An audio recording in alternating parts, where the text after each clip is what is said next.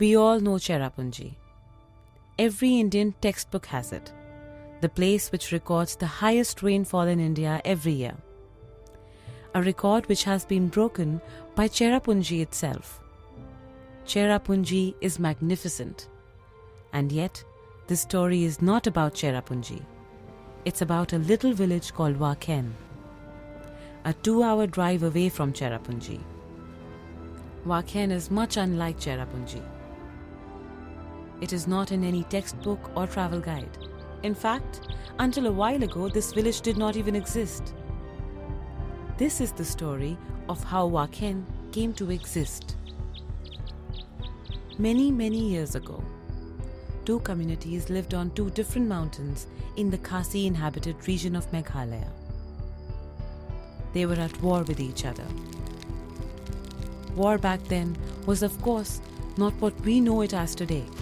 There were no automatic weapons, no organized armies, no checkposts, strategic planning, or nuclear warfare. It was simple, plain headhunting. Yes, slashing each other's heads off. That's the way it went in old-school Northeast India. One day, in the process of this war, one of the communities slashed off the head of the other community's Sardar. The victorious community celebrated, while the defeated wept for the loss of their leader. The war was over. Well, at least for the time being it was. Things went on the way they were, and years went by. Over the years, the winning community grew and spread out. Some of them occupied land in between the 2 mountains and began to settle there. They now wanted to make peace with their old enemies. They invited members of the other community to come and live with them. Some of them did come.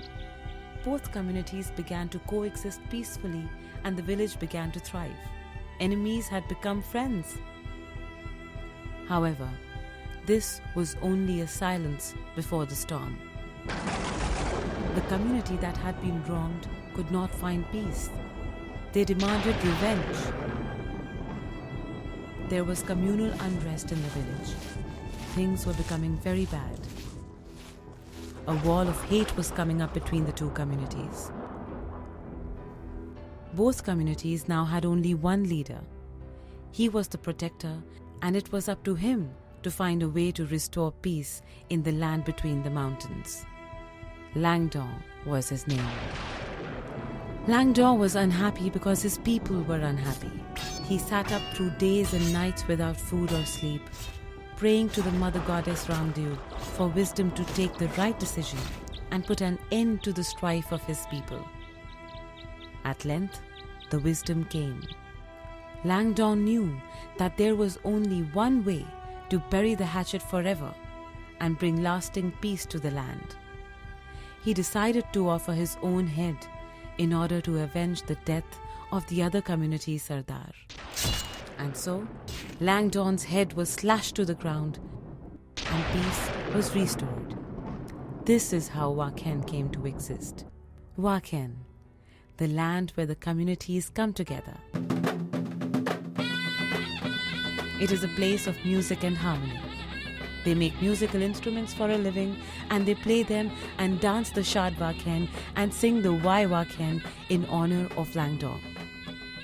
A place which began to exist only when its leader sacrificed himself for the sake of communal harmony.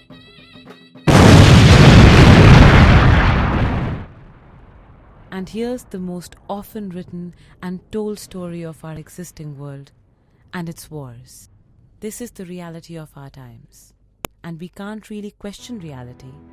But what we can do nevertheless is look back and then look ahead, like Mawlynnong did, and ask ourselves, who's really winning this war?